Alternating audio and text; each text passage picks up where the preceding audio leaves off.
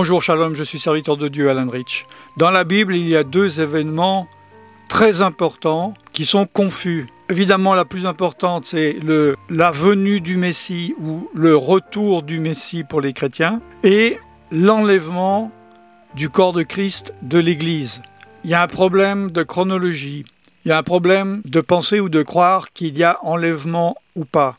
Il y a des passages contradictoires sur la venue ou le retour du Messie. Par exemple, il est dit dans la Bible, le Fils vient à l'heure et le jour où personne ne le sait, moi-même je ne le sais pas, il n'y a que le Père qui le sait. Préparez-vous, soyez prêts, soyez vigilants parce que je viendrai comme un voleur. Et de l'autre côté, il y a une chronologie absolument incroyable des temps, presque à la minute près, au niveau de la tribulation, des 7 ans d'événements chronologiques. Il y aura ça, après il y aura ça, après il y aura ça, après il y aura ça. Et c'est à ce moment-là où je reviens. Alors, y a-t-il contradiction dans la Bible? Sait-on s'il vient? Quand il vient? À quel moment? Tout est clair pour celui qui sait regarder ce qui est écrit devant nous dans la Bible. Pour moi, personnellement, l'enlèvement est clair. J'en ai parlé longuement dans une vidéo spéciale. Allez rechercher Alan Rich enlèvement. Vous allez trouver la vidéo. Il y a confusion.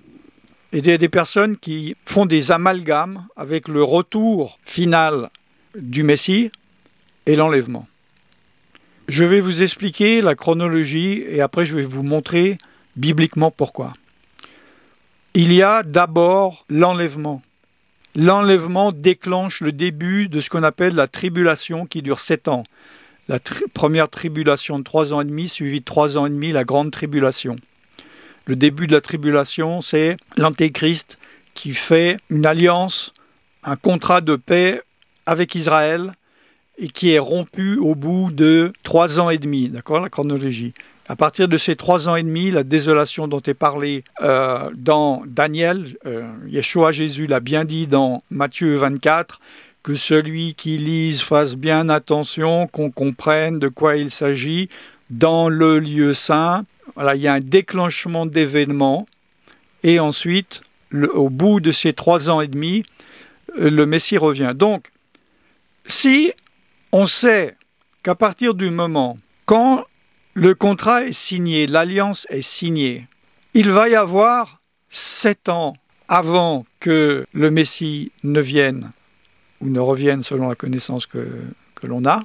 Comment se fait-il que Yeshua, Jésus, dise « Vous ne savez pas, soyez prêts à tout moment, je vais venir comme un voleur, moi-même je ne le sais pas. » Ce n'est pas une étude, je ne veux pas être trop long, mais en gros, en se basant uniquement sur Matthieu 24, si vous regardez, vous voyez qu'au début, Yeshua ne répond pas à une question, mais il répond à 3 questions. J'ai déjà fait une étude assez longue sur Radio Jésus-Christ il y a quelques années, en disant, dans Matthieu 24, il répond à quelle de ces 3 questions. Donc cela paraît contradictoire, ce ne l'est pas. Pourquoi? Parce qu'il y a 2 événements distincts. Un, c'est l'enlèvement.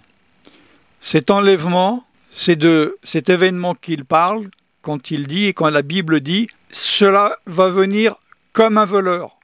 Personne ne sait, soyez prêts.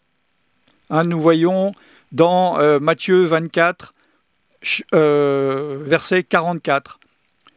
Tenez-vous prêts, car le Fils de l'homme viendra à l'heure où on n'y pensera pas.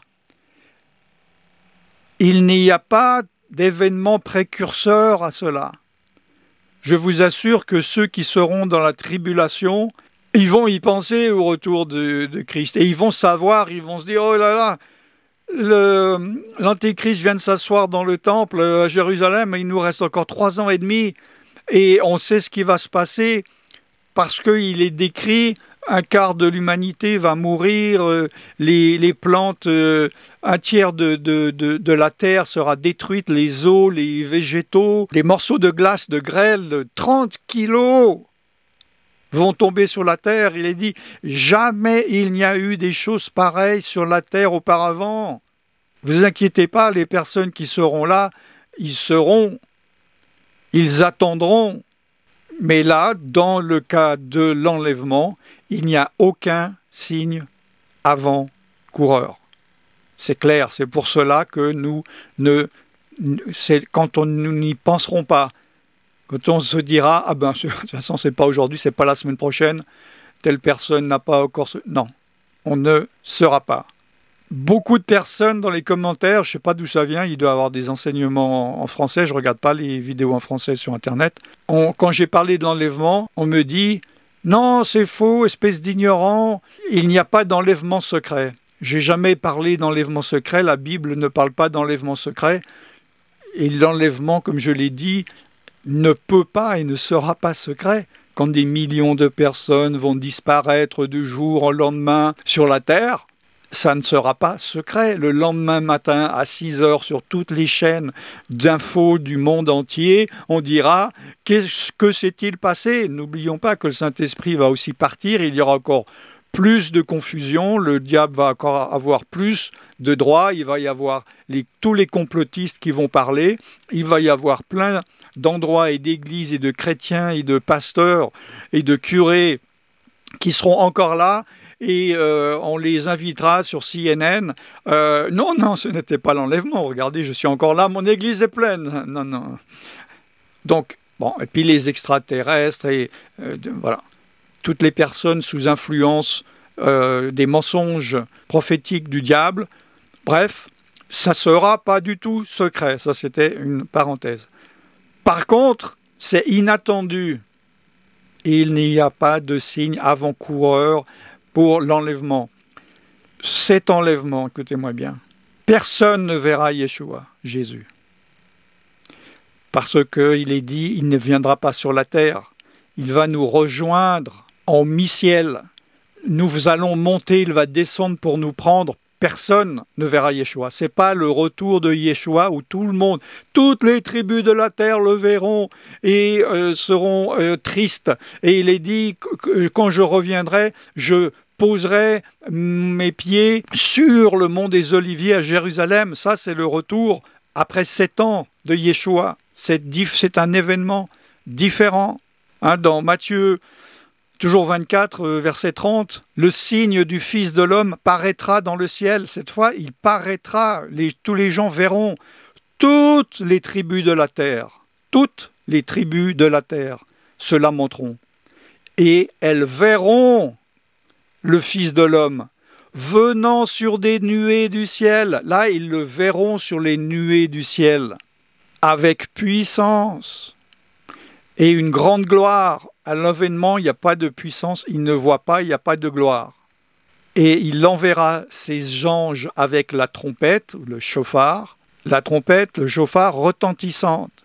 Écoutez-moi bien. Et ces anges, ça c'est la venue le retour de Yeshua. Ils rassembleront ses élus des 4 vents depuis une extrémité des cieux jusqu'à l'autre. Des personnes utilisent ce verset pour dire, vous voyez, c'est là qu'il y aura un enlèvement.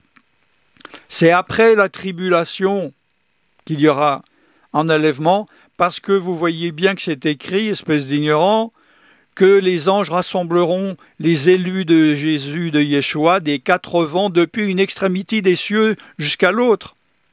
Vous ne voyez pas? Qu'avez-vous devant les yeux? Il n'est pas dit qu'ils rassembleront ces élus depuis une extrémité de la terre jusqu'à l'autre, mais d'une extrémité des cieux jusqu'à l'autre, ces élus. Pourquoi? Parce que les élus ont été enlevés 7 ans auparavant et ils sont au ciel. Pendant 7 ans, ils ne voient pas cette tribulation. Et quand il revient, les anges vont chercher tous les élus et ils posent le pied sur la terre à Jérusalem et il y a le millénium physique sur cette terre, physique, ces cieux physiques, où il va régner pendant 1000 ans.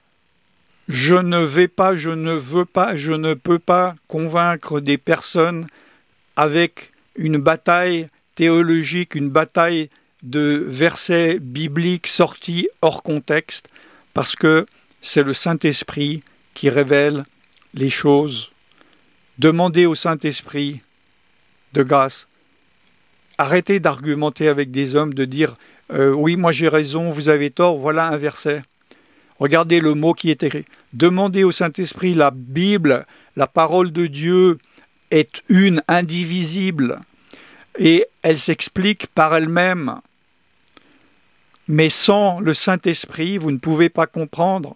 Les apôtres connaissaient bien la Tanakh, la parole de Dieu, mais ils ne comprirent pas de quoi Yeshua parlait quand il est ressuscité, il est revenu. Alors il est dit dans Luc, il leur ouvrit l'intelligence afin qu'ils puissent comprendre les Écritures. Je prie que Dieu ouvre votre intelligence afin que vous puissiez comprendre les Écritures.